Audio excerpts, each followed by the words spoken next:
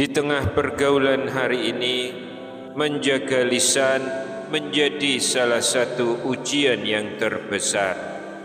Kita hidup di zaman di mana kata-kata meluncur begitu cepat, baik secara lisan maupun dalam tulisan, di tongkrongan, di kantor, di komunitas, bahkan di grup WhatsApp keluarga.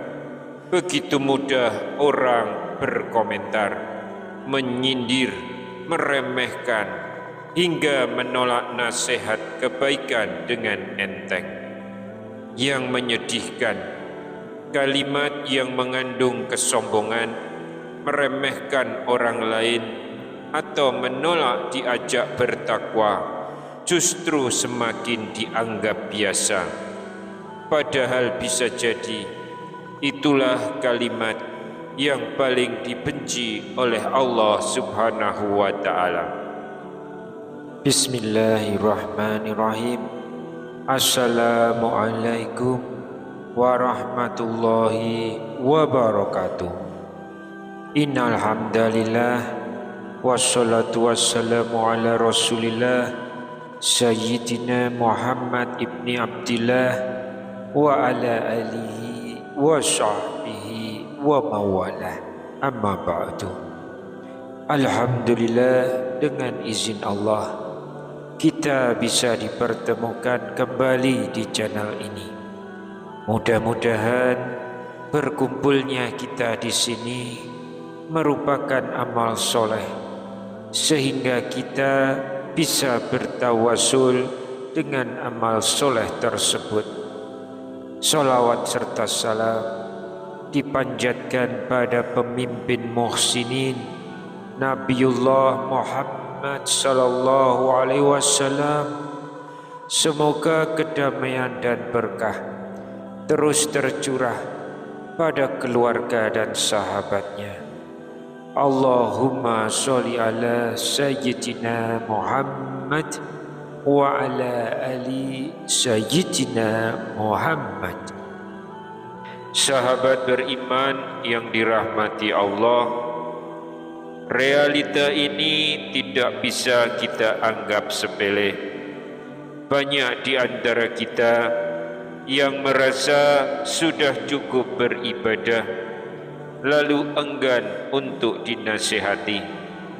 Sebagian merasa sudah tua, lalu menutup diri dari ajakan baik dengan dalih, saya sudah tahu, saya lebih berpengalaman. Namun tahukah kita bahwa Allah Subhanahu wa Ta'ala murka terhadap satu jenis kalimat yang mungkin kita ucapkan tanpa sadar, namun itu mencerminkan kesombongan dan penolakan terhadap nasihat kebenaran. Bahkan Rasulullah sallallahu alaihi wasallam menyebut kalimat ini sebagai kalimat yang paling dibenci oleh Allah. Namun sebelum kita lanjutkan, silakan tekan tombol like, subscribe, dan tuliskan doa serta hajat terbaik kalian di kolom komentar. Semoga Allah mengabulkan doa kalian melalui keberkahan dari konten ini. Dan pastikan Anda menonton sampai akhir agar tidak salah paham dan bisa mengamalkannya dengan benar. Sahabat yang beriman, Rasulullah sallallahu alaihi wasallam bersabda dalam hadis sahih, kalimat yang paling dibenci Allah adalah ketika seseorang berkata kepada saudaranya, bertakwalah kepada Allah, lalu saudaranya menjawab, urus saja dirimu sendiri. Hadis riwayat Baihaqi dalam Syu'abul Iman, An-Nasa'i dalam Al-Ya'um wa Al-Lailah, dan disahihkan oleh Syekh Al-Albani dalam Al-Silsilah As-Sahihah. Kalimat ini tidak tampak seperti makian atau celaan, tapi mengandung penolakan terhadap nasihat dan kesombongan hati karena merasa tidak perlu diingatkan. Inilah yang dibenci Allah. Allah Subhanahu wa ta'ala berfirman dalam Quran surat An-Nisa ayat 172 dan 173. Barang siapa enggan menyembahnya dan menyombongkan diri, maka Allah akan mengumpulkan mereka semuanya kepadanya. Lalu Allah lanjutkan, adapun orang-orang yang beriman dan mengerjakan kebajikan, Allah akan menyempurnakan pahala mereka. Tapi bagi yang menolak dan sombong, dan adapun mereka yang enggan dan menyombongkan diri, Allah akan mengazab mereka dengan azab yang pedih. Ini bukan hanya tentang orang kafir, tapi juga bagi siapa saja yang sombong terhadap ajakan taat meskipun dirinya muslim. Al-Kisah di masa Khalifah Umar bin Khattab radhiyallahu anhu, ada seorang lelaki tua, miskin, sederhana, tinggal di pojok kota. Bajunya compang-camping, makannya seadanya, tapi lisan dan hatinya senantiasa hidup dengan nasihat dan zikir. Ia selalu mengingatkan siapapun dengan lembut, ingatlah Allah, jangan lalaikan solatmu, jangan sia-siakan hartamu. Suatu hari ia melihat seorang kaya raya yang bersikap sombong. Ia pun berkata, saudaraku, bertakwalah kepada Allah. Namun orang itu malah berkata dengan angkuh, urus saja urusanmu sendiri.